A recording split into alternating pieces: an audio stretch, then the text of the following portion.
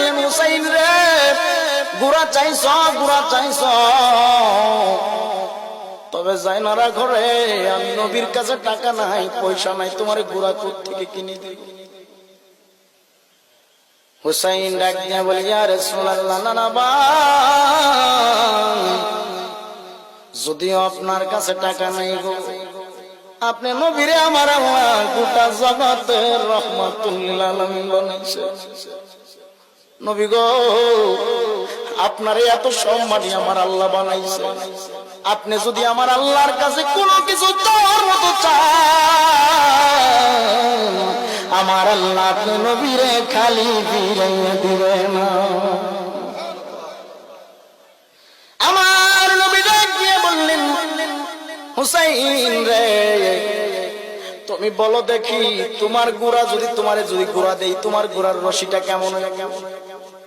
হুসাইন ডাক দিয়া বলে, ও নানা ভাই, আমার যে গুড়াটা আপনি দিবেন, সেই গুড়াটা যেমন দামি গুড়া হবে গো, আপনি আমার যে গুড়া দিবেন সেই গুড়ার গলার রশিটাও হবে দামি।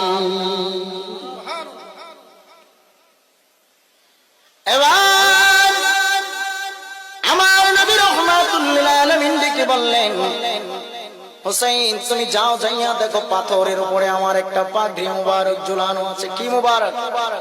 জোরে বলেন, কি মুবারক? যাইয়া দেখো একটা পাগড়ি মুবারক ঝুলানো আছে, ওই পাগড়ি মুবারকটা নিয়ে আসো।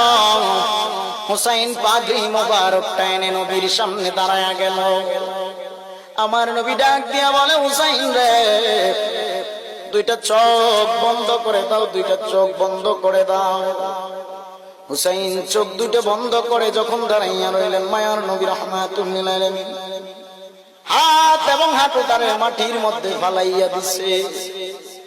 ফালাইয়া আমার নবী ডেকে বললেন, হুসাইন চোখ খুলো রে।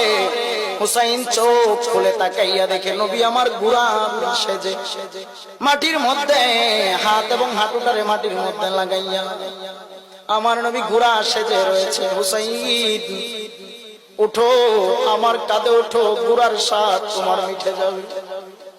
হুসাইন ডেকে বলে, না ভাই, আপনার পিঠে ওঠার মতো সাহস আমার নবী গো, আপনি তো দুজাহানের বাদশা, আপনার পিঠে যদি আমি হুসাইন উঠি, আমার আল্লাহ যদি আমার প্রতি বেজার হয়ে যায়। নবী আমার ডেকে বলে, হুসাইন রে, আমি নবী যদি তোমার প্রতি সন্তুষ্ট থাকি, আমার আল্লাহ সন্তুষ্ট আছে।